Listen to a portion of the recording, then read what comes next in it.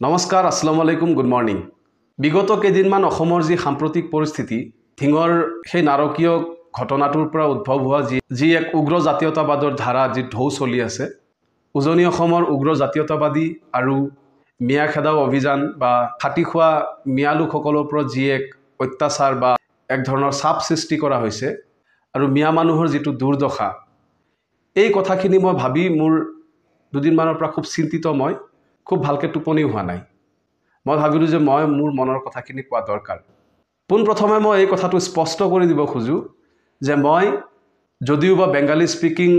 মুছলিম কমিউনিটিৰ পৰা আহোঁ মই নিজকে মিয়া আইডেন্টিটিটো এছাৰ্ট কৰিব নোখোজো মই নিজকে অসমীয়া হিচাপেই পৰিচয় দি নিজকে গৌৰৱ অনুভৱ কৰোঁ এতিয়া দুই নম্বৰ কথাটো হ'ল যে মিয়া লোকসকলৰ যি দুৰ্দশা যি এক লাঞ্ছনা বঞ্চনা যি এক অসহায় অৱস্থা হেল্পলেছনেছ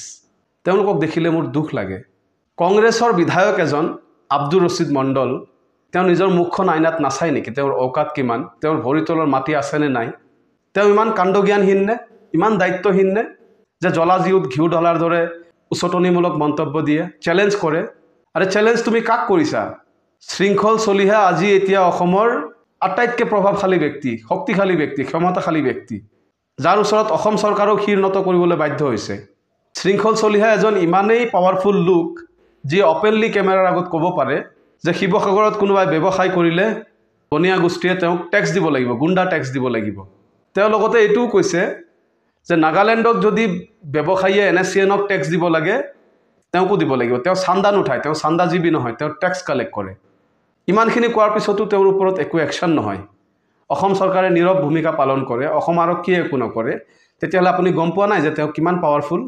বাই দ্য ৱে NSCN এটা বেণ্ড আউটফিট কোনোবা এগৰাকী যুৱতীয়ে যদি এটা কবিতা লিখে তাৰ কাৰণে এৰেষ্ট হ'ব পাৰে আজি শৃংখল চলিহাই NSCNৰ আৰ্হি দেখুৱাই তেওঁ গুণ্ডা টেক্স কালেক্ট কৰিব মুকলিভাৱে তেওঁ শ্বাহ আলমৰ এটা নিউজ নাও ইণ্টাৰভিউত কৈছে ৰছিদ মণ্ডল ডাঙৰীয়া আপুনি দায়িত্বহীন কাণ্ডজ্ঞানহীন হোৱাৰ লগতে আপুনি এজন ভিজা মেকুৰী এটা কাপুৰুষ নহ'লেনো উজনি অসমৰ কোনোবা নেতাই আপোনাক কৈছে লেংটা কৰি পিটিব গুৰুলা গুৰুলকৈ পিটিব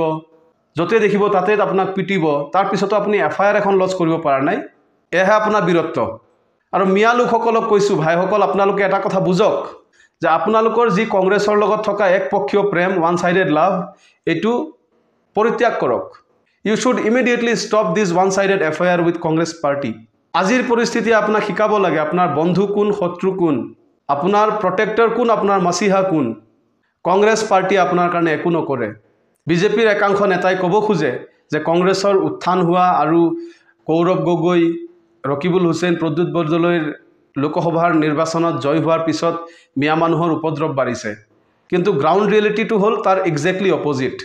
আজি যে এই নিৰীহ মিয়া মানুহ লেবাৰ ক্লাছ যি একেবাৰে আনপ্ৰিভিলেজড ক্লাছ তেওঁলোকক আজি উজনি অসমৰ পৰা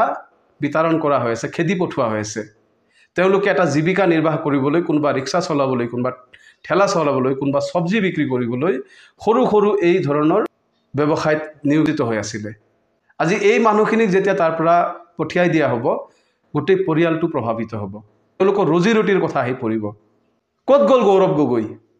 ক'ত গ'ল আপোনালোকৰ ৰকিবুল হুছেইন যাক আপোনালোকে 10 লাখ ভোটেৰে ৰেকৰ্ড সংখ্যক ভোটেৰে মৰম উপচাই দি দেশৰ ভিতৰত তেওঁক আপুনি নিৰ্বাচিত কৰি পঠালে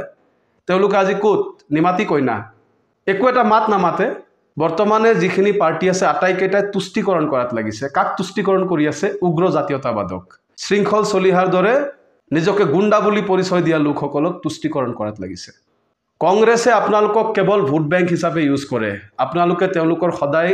প্ৰাইম ভোট বেংক কোৰ ভোট বেংক হৈ থাকিব কিন্তু যেতিয়া আপোনালোকৰ ওপৰত কোনো ধৰণৰ অত্যাচাৰ হ'ব অনিয়ম হ'ব কংগ্ৰেছে মাত নামাতে কংগ্ৰেছে দূৰৰ পৰা আপোনালোকৰ মজা ল'ব যেতিয়া আপোনালোকৰ ওপৰত অত্যাচাৰ হ'ব শোষণ হ'ব অনিয়ম হ'ব কংগ্ৰেছে দূৰৰ পৰা চাই মজা ল'ব আপোনালোকৰ এই গোলামী মানসিকতাটো এৰক আপোনালোকৰ কোনো ত্ৰাণকৰ্তা নাই কোনো প্ৰটেক্টৰ নাই কোনো মাসিহা নাই কংগ্ৰেছ পাৰ্টিয়ে আপোনালোকক কেৱল মাত্ৰ ইউজ এণ্ড থ্ৰ' হিচাপে ইউজ কৰে আৰু মই আমাৰ যিসকল সংখ্যালঘুৰ সংগঠন আছে দল সংগঠনক মই এটা বিনম্ৰ আহ্বান কৰিছোঁ যে উজনিত যদি 30টা সংগঠনে তেওঁলোকৰ এটা কমন মিনিমাম এজেণ্ডা লৈ এটা ঐক্যমঞ্চ গঠন কৰিব পাৰে ঐক্যবদ্ধ হিচাপে এটা ফাইট দিব পাৰে তেতিয়াহ'লে আপোনালোকে এই ৰহাতলৈ যোৱা মিয়া জাতিটোক উদ্ধাৰ কৰাৰ কাৰণে কি কৰিব আপোনালোকে মই আমাৰ মাইনৰিটি দল সংগঠনসকলক অনুৰোধ কৰিব খোজো বা বিনম্ৰ এটা আহ্বান কৰিব খোজো যে আপোনালোকৰ যিকেইটা সংগঠন আছে আমছু হওক নেমছু হওক সংগ্ৰাম পৰিষদ হওক মুছা হওক বা আটাইখিনি যিকেইটা আছে আপোনালোকে এটা ঐক্যমঞ্চ গঠন কৰক এটা কমন মিনিমাম এজেণ্ডা প্ৰগ্ৰাম এটা ৰাখক যে এই কমন মিনিমাম এজেণ্ডাটোৰ ওপৰত আমি কাম কৰিম আপোনালোকে এটা কমন মিনিমাম এজেণ্ডা এটা হাতত লওক